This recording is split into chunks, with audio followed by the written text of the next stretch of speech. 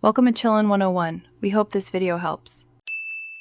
You start now. RCS or chat features use data and carrier registration, so disable them to force SMS. Open Samsung Messages and go straight to Settings, then Chat Features. Once done, toggle Chat Features off.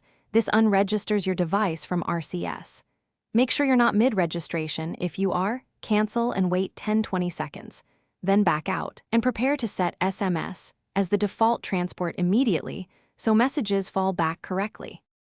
Now continue. Setting Samsung Messages as the default ensures SMS handles threads instead of RCS. Go to Settings, right arrow Apps, right arrow Default Apps, and pick Messages.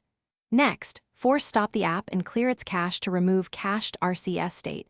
Do not clear data unless you want to lose message content. Reboot the phone to apply changes. To ensure the network renegotiates SMS only, toggle airplane mode for a few seconds. This forces the carrier link to refresh and the device to use SMS transport.